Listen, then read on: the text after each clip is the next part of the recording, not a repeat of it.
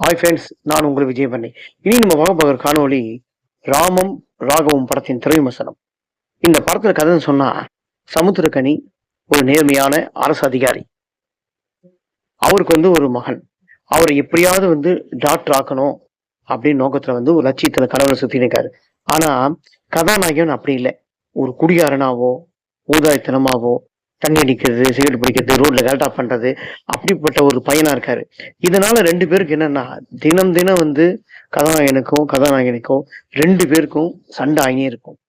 இத பார்த்த அவங்க அம்மா தினம் தினம் இவங்க படுற வேதனை ரொம்ப அழகா நடிப்புல காட்டியிருப்பாங்க முகத்துல. ஒரு கட்டத்துல அப்பாவையே கொண்டத்துக்கு உண்டான முயற்சியை நடக்குது.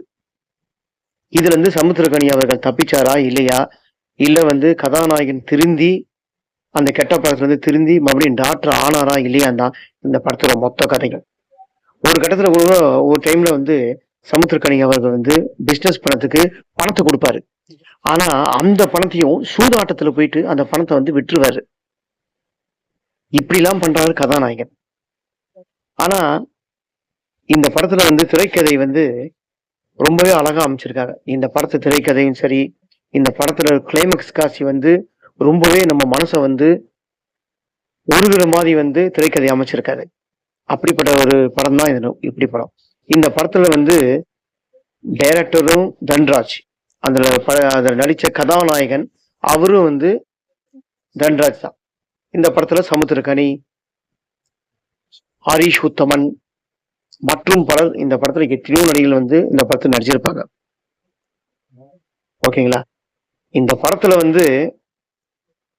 அவர் மறுபடியும் திருந்தினாரா இல்லையாரும் இந்த படத்தை ரொம்ப அழகா சோகமாவும் காட்டியிருக்காங்க. அதே மாதிரி இந்த படத்துல ஒரு 2 ஹவருக்கு மேல ஓடுது.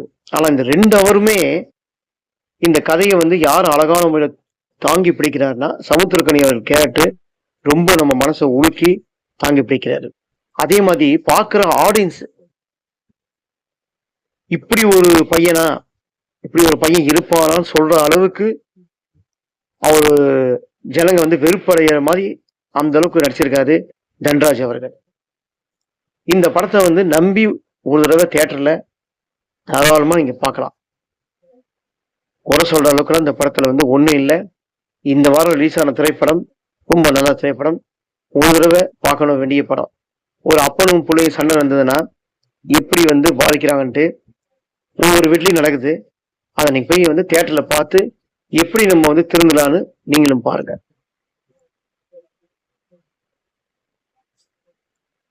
ஃப்ரெண்ட்ஸ், இதை விட ஒரு நல்ல காணொலியில நல்ல படத்து சினிமா செய்தியில உங்களை மறுபடியும் சந்திக்கிறேன்.